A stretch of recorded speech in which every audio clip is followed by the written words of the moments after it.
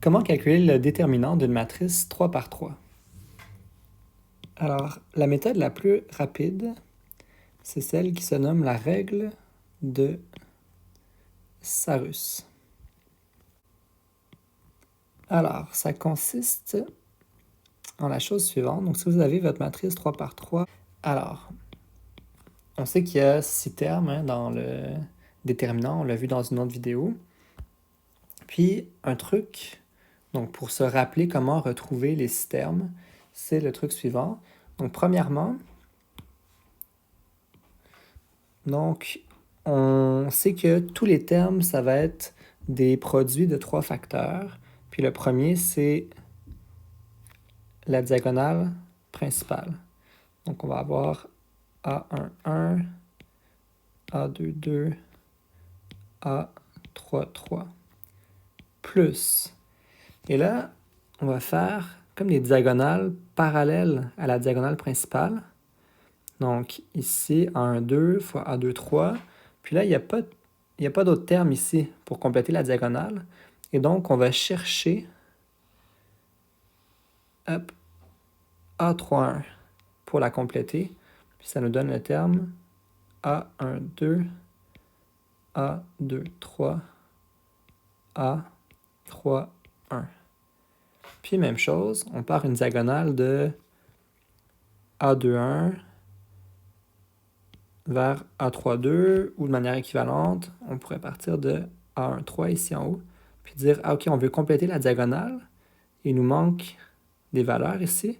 Puis donc pour la compléter, donc, on va aller chercher les deux valeurs qui sont ici. Et ça donne le terme, donc plus A13, A32, A21. Alors ça, ce sont les 3 termes positifs de la formule.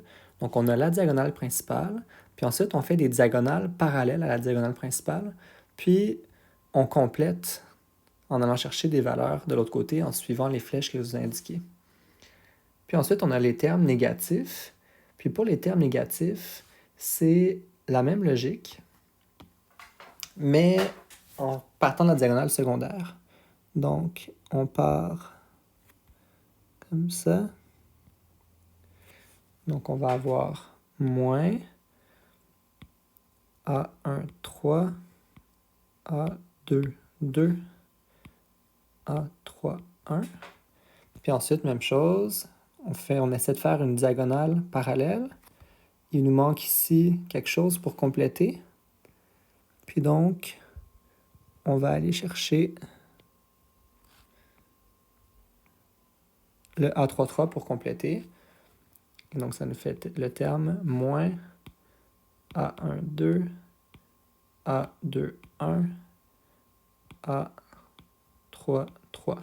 Donc, c'est ça tout simplement un truc visuel pour retrouver la formule rapidement, le faire dans votre tête. Quand vous allez devenir bon, là, vous allez faire tout ça dans votre tête. À force de calculer des déterminants, ça va venir tout seul. Ah oui, évidemment, là, je suis en train de calculer les déterminants. Je réalise que ici, on devrait voir les lignes droites typiques, donc qui caractérisent le calcul, on va mettre en blanc, le calcul d'un déterminant. Donc, comme ça.